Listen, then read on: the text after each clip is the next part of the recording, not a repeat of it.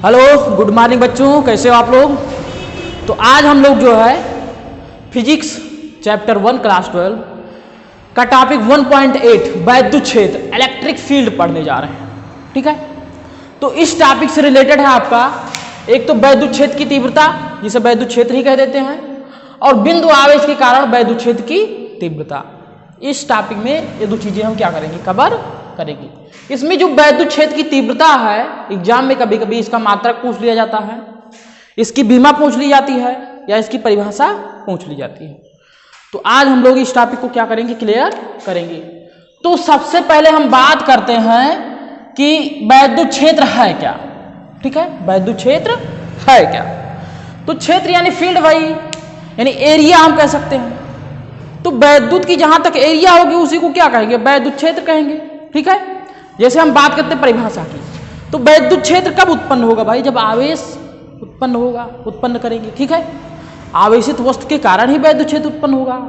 तो हम कह सकते हैं किसी आवेश, या तो क्या हो आपके पास भाई, आवेश हो, या फिर क्या हो, आवेशित वस्तु हो। या तो आपके पास आवेश हो, या फिर आपके पास क्या हो, आवेशित वस्तु हो।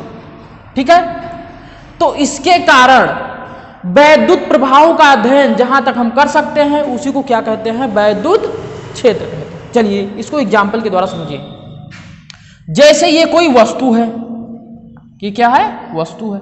अब भाई अगर ये आवेशित नहीं होगी तो इस पर वैद्युत क्षेत्र उत्पन्न नहीं होगा चारों तरफ। अब मान लीजिए ये आवेशित है, तो इसके चारों ओर वैद्युत क्षेत्र क्या हो रहा है, उत्पन्न हो रहा है। यानी हम यहां पर क्या चुंबकीय क्षेत्र वगैरह की बात कर सकते हैं, यानी वैद्युत के जो भी प्रभाव हैं उनका अध्ययन हम कर सकते हैं।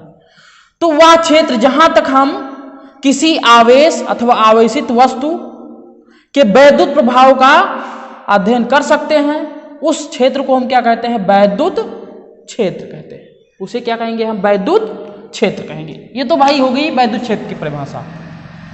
अब बात हम करते हैं कि वैद्युत क्षेत्र की तीव्रता क्या है। ठीक है, वैद्युत क्षेत्र की तीव्रता, वैद्युत क्षेत्र की तीव्रता है तो लिखा हुआ भाई, इसे हम प्रदर्शित करते हैं किससे, कैपिटल ई से।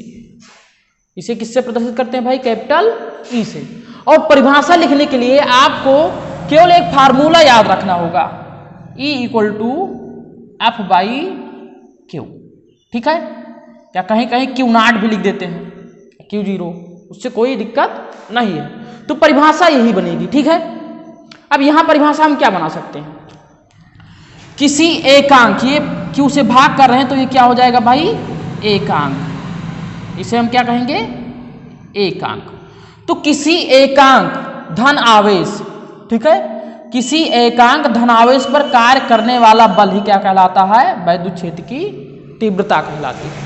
ठीक है, किसी एकांक धन परीक्षण आवेश पर, ये धन परीक्षण आवेश होना चाहिए भाई, पर कार्य करने वाला बल क्या कहलाती है, वैद्युत क्षेत्र की तीव्रता। अब ये बल कब कार्य करेगा भाई, जब वैद्युत क्षेत्र आपका उत्पन्न रहेगा तभी ये बल कार्य करेगा। तो हम परिभाषा ऐसे भी लिख सकते हैं। मान लीजिए क्या है, कोई वैद्युत क्षेत्र है, ये वैद्युत क्षेत्र की रेखाएं हैं। ठीक है, तो यहां पर कोई एक आवेश ले लेते हैं Q0। ये कैसा आवेश है, धनावेश, यानी धन परीक्षण आवेश। अब देखिए, किसी एकांक धन आवेश पर लगने वाला बल, वो भी किसमें, वैद्युत क्षेत्र में हो, तो हम कह सकते हैं किसी वैद्युत क्षेत्र में किसी एकांक धन आवेश पर लगने वाला जो बल होगा उसी को क्या कहेंगे, वैद्युत क्षेत्र की तीव्रता कहेंगे। इसे F/Q से क्या लिखते हैं, यानी E क्या होता है, F/Q। तो ये तो आपका क्या भाई, वैद्युत क्षेत्र की तीव्रता। ये क्या है आपकी, वैद्युत क्षेत्र की तीव्रता है। चलिए इसके मात्रक की बात करते हैं। तो E का मात्रक या फिर बीमा भी लिख देंगे, क्यों। तो मात्रक की बात करते हैं तो यहां से देखिए, यहीं से हम मात्रक क्या कर सकते हैं, बना सकते हैं। ये क्या था, F/Q0। ठीक है, तो F/Q0 है, एफ आपका क्या है भाई?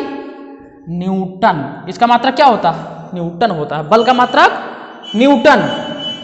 और क्यू नॉट है तो कूलाम। अब इसका मात्रक क्या हो जाएगा? न्यूटन प्रति कूलाम। न्यूटन प्रति कूलाम। अब देखिए, ये तो इसका एक मात्रक हो गया, एक और इसका मात्रक होता है। क्या होता है भाई? ये दूसरा जो मात्रक है वोल्ट प्रति मीटर। वोल्ट प्रति मीटर, ये भी क्या है? मात्रक ही है। तो चाहे कूलाम भी पहला मात्रक हो गया, दूसरा मात्रक हो गया भाई। तो चाहे वोल्ट पर मीटर आए, चाहे न्यूटन प्रति कूलाम आए, दोनों किसके मात्रक हो जाएंगे? वैद्युत क्षेत्र की तीव्रता के मात्रक हो जाएंगे। अब हम बात करते हैं भाई कि क्या और इसके मात्रक हो सकते हैं? बिल्कुल हो सकते हैं। जैसे हम लिखते हैं F इक्वल टू क्या? ma, न्यूटन का गति संबंधी द्वितीय नियम। F equal to ma। m क्या है? द्रव्यमान है। ये क्या है? त्वरण है। तो द्रव्यमान को किलोग्राम में, त्वरण को मीटर प्रति सेकेंड स्क्वायर। तो इसका एक और मात्रक क्या होता है बल का भाई? किलोग्राम मीटर प्रति सेकेंड स्क्वायर। तो न्यूटन की जगह हम क्या लिख सकते हैं?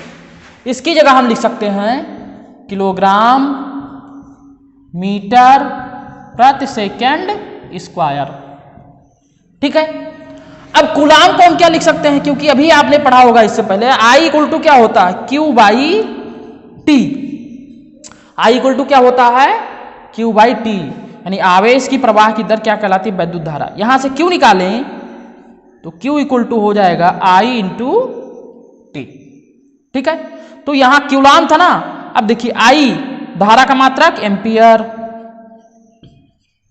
समय का मात्रक सेकंड। तो कूलाम की जगह क्या लिख सकते हैं? एम्पियर, एम्पियर और फिर सेकंड। तो ये क्या हो जाएगा? Ampere second. ये हो जाएगा भाई किसका मात्रक? आवेश का। एम्पियर सेकंड और इसका किलोग्राम मीटर प्रति सेकंड स्क्वायर। अब देखो, इस वाले में हम क्या कर देते हैं? रख देते हैं। यानी ये जो आपका है मात्रक, इसी में हम क्या कर देते हैं? रख देते हैं। तो न्यूटन की जगह क्या रखेंगे? किलोग्राम मीटर प्रति सेकंड स्क्वायर। किलोग्राम, चलिए दूसरा मार्कर हम यूज करते हैं भाई, थोड़ा कम चल रहा है। किलोग्राम मीटर प्रति सेकंड स्क्वायर।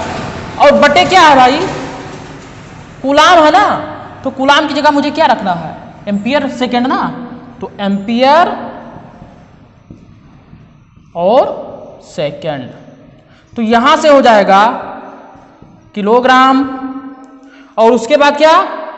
मीटर और सेकंड स्क्वायर, इसको नीचे ले आओ तो ये हो जाएगा सेकंड स्क्वायर। और एम्पियर को ऊपर ले जाओ भाई, अभी यही रहने दो, एम्पियर और इंटू सेकंड। अब देखिए यहां सेकंड और सेकंड से क्या हो रहा? मल्टीप्लाई हो रहा। तो सेकंड की घात क्या हो जाएगी? 3 हो जाएगी। तो यहां से हम लिख सकते हैं किलोग्राम मीटर, किलोग्राम मीटर और बटे एम्पियर पहले लिख देते हैं हम, एम्पियर और सेकंड की घात 3, सेकंड क्यूब। अब देखिए इतना लिख दिया ना। अब इधर लिख देते हैं भाई, इतना तो समझ में आ गया होगा, इसको मिटा देते हैं। अब देखिए किलोग्राम मीटर, आप सबको ऊपर लेकर चले जाएंगे भाई, तो एम्पियर की पावर -1 हो जाएगी, सेकंड की पावर -3 हो जाएगी। तो इसका जो मात्रक हो जाएगा किलोग्राम मीटर और एम्पियर, एम्पियर की घात -1 और सेकंड की घात -3। तो एक मात्रक इसका ये भी हो सकता है भाई, किलोग्राम मीटर एम्पियर इनवर्स और सेकंड की पावर -3। यानी यहां से हमने देखा एक मात्रक ये, एक ये, एक ये हो गया। तो कोई भी आपसे क्वेश्चन पूछा जा सकता है एग्जाम में कि बताइए वैद्युत क्षेत्र की तीव्रता का मात्रक क्या होगा, तो इसमें से ये भी हो सकता है, ये भी दे सकता है, ये भी दे सकता है, या ये दे सकता है। तीनों में से कोई भी आए तो वही विकल्प आपका क्या हो जाएगा, सही हो जाएगा। चलिए, ये तो मात्रक आपको समझ में आ गया होगा, और मात्रक आप स्वयं से भी क्या कर सकते हैं, निर्माण कर सकते हैं। अब देखिए बात करते हैं बीमा की। चलिए भाई बीमा भी लिख देते हैं। तो देखिए ये मात्रक हमने लिख ही दिया है, तो इसी को हम बीमा के रूप में क्या कर सकते हैं, लिख सकते हैं ना। तो बीमा के रूप में इसको हम कैसे लिख सकते हैं, जैसे किलोग्राम है तो किलोग्राम को एम से, मीटर है तो मीटर को एल से, और एम्पियर को ए से। अब ए की पावर क्या लिखना है, -1, और समय को किससे लिखते हैं, टी से, तो टी की पावर -3।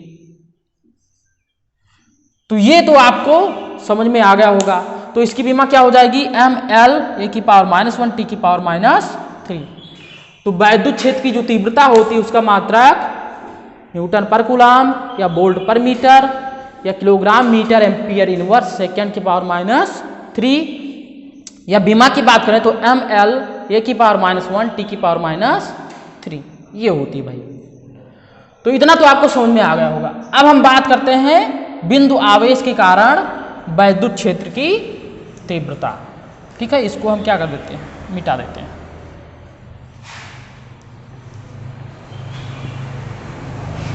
बिंदु आवेश के कारण वैद्युत क्षेत्र की तीव्रता। तो अब हम पढ़ने जा रहे हैं किसी बिंदु आवेश के कारण वैद्युत क्षेत्र की तीव्रता। देखिए इसमें क्या होता है, मान लीजिए कोई बिंदु आवेश है Q, ये आपका क्या है, बिंदु आवेश है, पॉजिटिव चार्ज है भाई। और यहां से r दूरी पर, मान लीजिए स्मॉल r दूरी पर एक दूसरा आवेश रखा है, धन परीक्षण आवेश Q0। मान लीजिए इसको वो और इसको P। तो यहां से r दूरी पर, इसीलिए लिखा गया किसी बिंदु आवेश के कारण, यानी ये आपका बिंदु आवेश हो गया, और इसके कारण वैद्युत क्षेत्र की तीव्रता जो इस आवेश पर लगेगी, उस वैद्युत क्षेत्र की तीव्रता हम क्या करेंगे, निकालेंगे। तो देखिए वैद्युत क्षेत्र की तीव्रता होती क्या है, एक प्रकार का बल ही तो है, एकांक बल। ठीक है, या एकांक आवेश पर लगने वाला बल है। चलिए इधर देखिए, ये बिंदु आवेश है, इसके कारण इस पर आवेश पर क्या लग रहा है भाई, बल लग रहा है।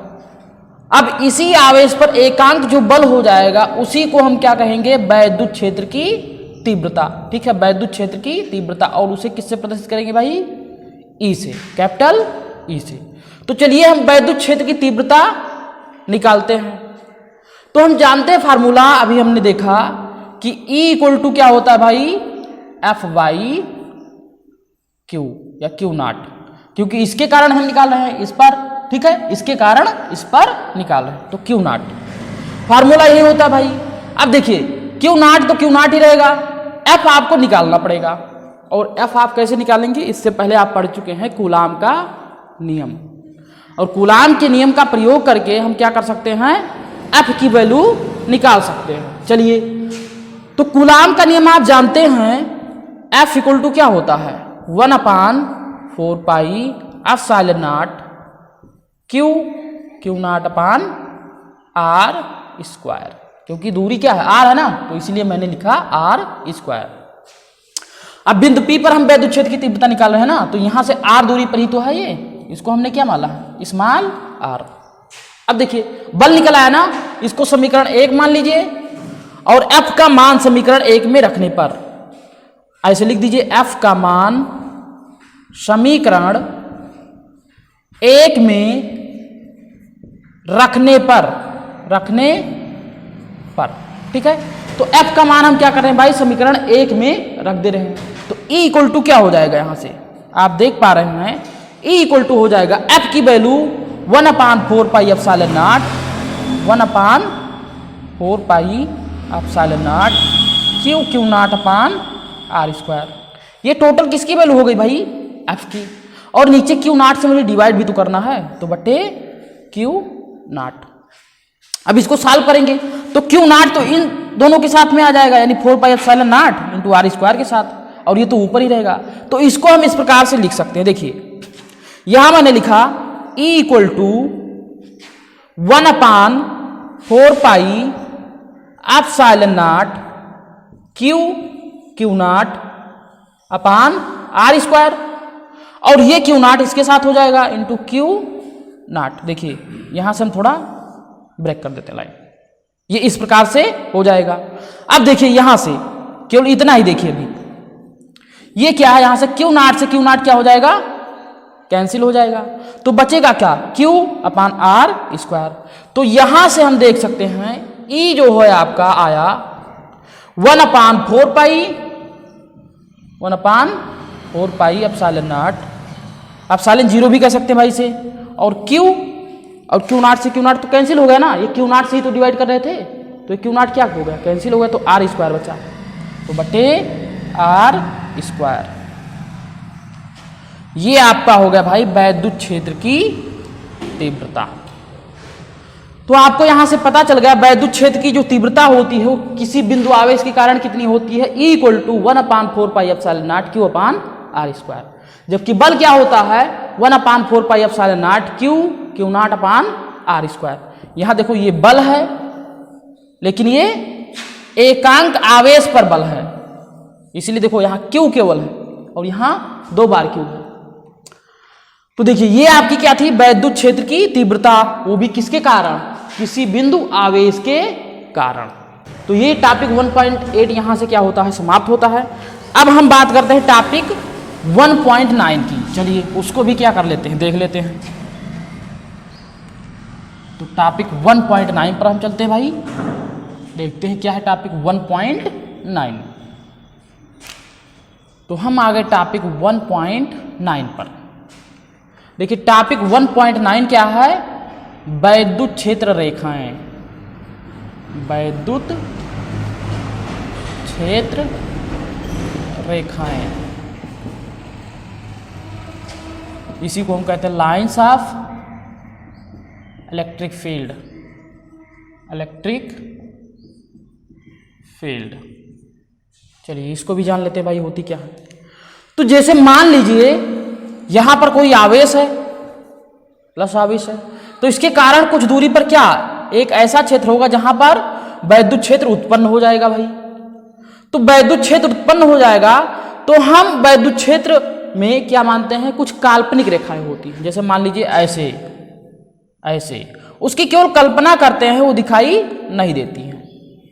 तो इन्हीं काल्पनिक रेखाओं को क्या कहते हैं हम, वैद्युत क्षेत्र रेखाएं। तो वैद्युत क्षेत्र में वैद्युत बल को प्रदर्शित करने वाली, वैद्युत क्षेत्र में वैद्युत बल को प्रदर्शित करने वाली जो काल्पनिक रेखाएं होती हैं, उन्हीं को हम क्या कहते हैं, वैद्युत क्षेत्र रेखाएं कहते हैं। चलिए अब बात करते हैं भाई, तो वैद्युत क्षेत्र रेखाएं हो गई, जो काल्पनिक रेखा होगी वैद्युत क्षेत्र में उसी को क्या कहेंगे, वैद्युत क्षेत्र रेखाएं। अब हम बात करते हैं जो वैद्युत क्षेत्र रेखाओं के गुण होते हैं या प्रॉपर्टी होती है, इनके गुण क्या क्या हैं या इनकी विशेषताएं क्या क्या हैं वो हम जान लेते हैं। तो हम लिखते हैं गुण यानी प्रॉपर्टी, प्रॉपर्टीज, यानी वैद्युत क्षेत्र रेखाओं की प्रॉपर्टीज यानी उनके गुण क्या क्या हैं, उनकी विशेषताएं या विशेषताएं भी लिख सकते हैं, विशेषताएं क्या क्या हैं वो हम जान लेते हैं भाई। तो देखिए कुछ विशेषताएं हैं जिनको हम क्या करते हैं, समझते हैं।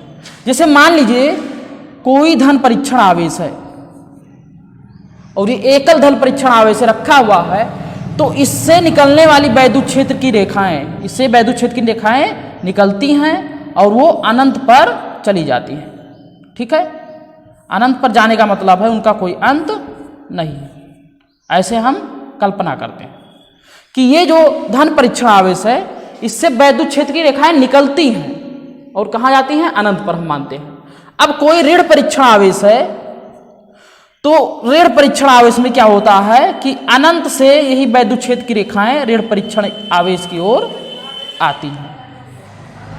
लेकिन ये अगर एकल परीक्षण आवेश रखा है तो अब हम बात करते हैं भाई, ये तो एकल हो गया, 2 गुण हो गए आपके या 2 विशेषताएं हो गई।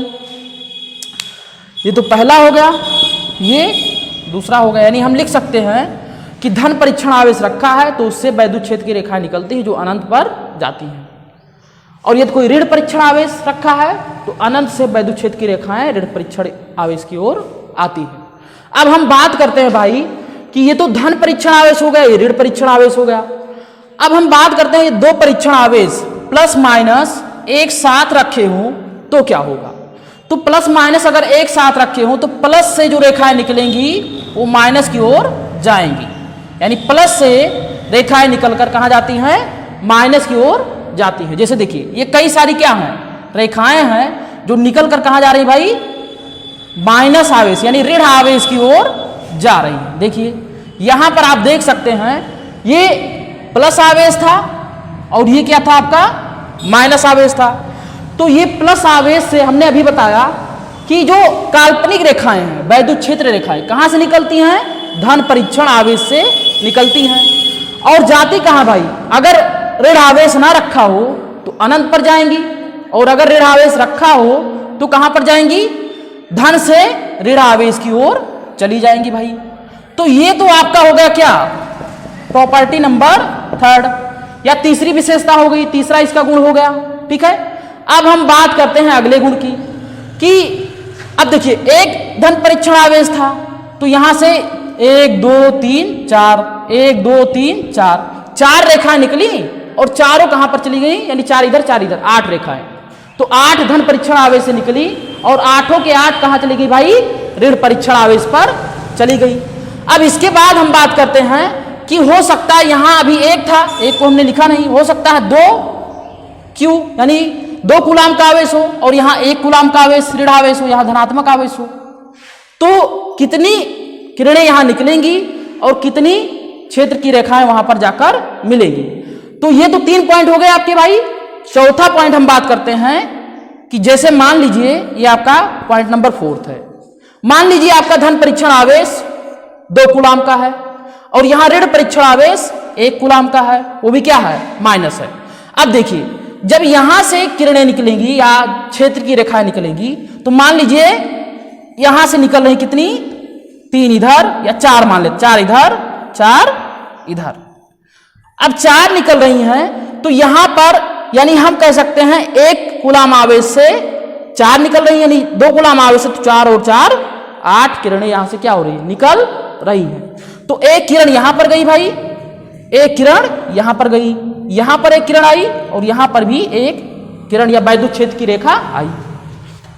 अब आप देख सकते हैं कि 1 कूलाम यानी 1 कूलाम आवेश से अगर 4 किरणें निकल रही हैं, 4 वैद्युत क्षेत्र की रेखाएं निकल रही हैं, तो वो 4 रेखाएं ही क्या कर सकता है, ऋणात्मक आवेश एब्जॉर्ब कर सकता है।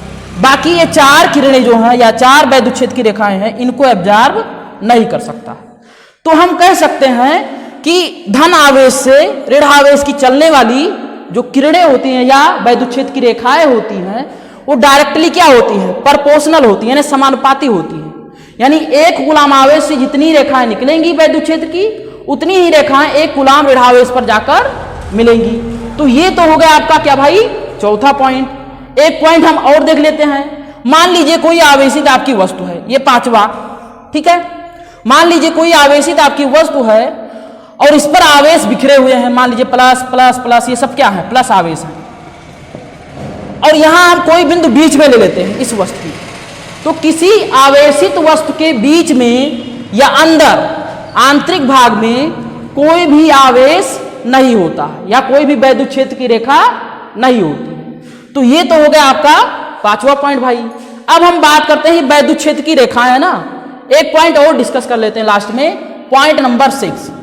तो पॉइंट नंबर 6 क्या कहता है कि मान लीजिए यहां से किरणें निकल रही हैं, अब ऐसे जा रही हैं, ऐसे जा रही हैं भाई, कई सारी किरणें क्या हैं इसमें निकल रही हैं और ये कहां जा रही हैं, ऋण आवेश की तरफ जा रही हैं। ये हमने इस प्रकार से किरणों को बना दिया। अब आप देखेंगे तो यहां क्या है, किरणें काफी डेंस है ना, काफी सघन है, या वैद्युत क्षेत्र की रेखाएं काफी क्या है, सघन है, और यहां काफी क्या है, विरल है, ठीक है। तो जहां भी वैद्युत क्षेत्र की रेखाएं सघन होती हैं वहां वैद्युत क्षेत्र की तीव्रता क्या होती है, ज्यादा होती है। यानी वैद्युत क्षेत्र की तीव्रता ज्यादा होगी तो वैद्युत बल भी वहां क्या होगा, ज्यादा कार्य करेगा। और यहां देखिए किरणें काफी दूर हो रही भाई, अगर तो यहां पर किरणें काफी दूर हो रही हैं, तो वैद्युत क्षेत्र की तीव्रता क्या हो जाएगी? कम हो जाएगी। और अगर वैद्युत क्षेत्र की तीव्रता कम हो रही है तो वहां पर वैद्युत बल क्या? कम कार्य करेगा। तो यहां से आपने देखा जो वैद्युत क्षेत्र की रेखाएं हैं क्या, हमने बताया वैद्युत क्षेत्र की रेखाएं एक प्रकार की काल्पनिक रेखा है, यानी वास्तव में ये होती नहीं है, हम क्या करते हैं? केवल कल्पना करते हैं। और उसके बाद हमने इसकी विशेषताएं देखी या इसके गुण देखे क्या क्या होती हैं। तो इसमें 3-4 गुण या विशेषताएं हैं। पहला क्या है कि धन आवेश से निकलेंगी तो अनंत पर जाएंगी। दूसरा क्या है? अनंत से निकलेंगी तो ऋणावेश पर ही आएंगी। तीसरा क्या हमने बताया कि किरणें निकलकर कहां जाती है भाई? धनावेश से ऋणावेश की तरफ। चौथा हमने बताया कि क्या होती है? समानुपाती होती हैं, यानी धन आवेश से जितनी किरणें एक कूलाम आवेश से निकलेंगी उतना ही ऋणावेश पर एक कूलाम आवेश पर जाकर मिलेंगी। तो ये किरणें हो गई भाई, चौथा पॉइंट हो गया। पांचवा पॉइंट हमने ये बताया कि यदि कोई आवेशित वस्तु है उस पर कई सारे आवेश क्या है? बिखरे हुए हैं, तो किसी आंतरिक भाग पर हम देखें, या मान लीजिए ये आपका क्या है? मार्कर है, तो इसके अंदर कोई बिंदु ले लें और वहां हम कहें कि वैद्युत क्षेत्र की रेखाएं होंगी या नहीं होंगी, वैद्युत बल कार्य करेगा या नहीं करेगा, तो वहां पर वैद्युत बल क्या हो जाएगा? 0 हो जाएगा। ये क्वेश्चन आपसे एग्जाम में पूछा जा सकता है कि कोई आवेशित वस्तु है उसके आंतरिक भाग में वैद्युत बल ज्ञात कीजिए, या वैद्युत बल रेखाओं की संख्या ज्ञात कीजिए, होंगी या नहीं होंगी। वैद्युत क्षेत्र की तीव्रता भी आपसे पूछी जा सकती है। तो वहां पर क्या होगा? सब शून्य होगा, यानी यहां पर ना वैद्युत क्षेत्र की रेखा होगी ना कुछ होगी, सब 0 हो जाएगा। छठवें पॉइंट की हमने बात की कि जो किरणें निकलती हैं, ये किरणें देखिए, जैसे देखिए ये धन आवेश है ना, तो ये बहुत छोटा सा होगा, लेकिन जब ये वैद्युत क्षेत्र की रेखाएं निकलेंगी तो क्या कुछ एरिया कवर करेंगी ना, और उसी एरिया को हम क्या कहते हैं? वैद्युत क्षेत्र कहते हैं। तो जहां ये जो रेखाएं हैं वो सघन होगी, वहां क्या होगा? वैद्युत क्षेत्र या वैद्युत बल ज्यादा कार्य करेगा, और जहां क्या होगी? वो विरल होंगी, वहां वैद्युत क्षेत्र या वैद्युत बल क्या? कम कार्य करेगा। तो ये तो भाई था टॉपिक 1.9 जो एनसीईआरटी में चैप्टर 1 का 1.9 है। तो मैं आशा करता हूं ये वीडियो आपको समझ में आया होगा। तो वीडियो देखने के लिए बहुत बहुत धन्यवाद।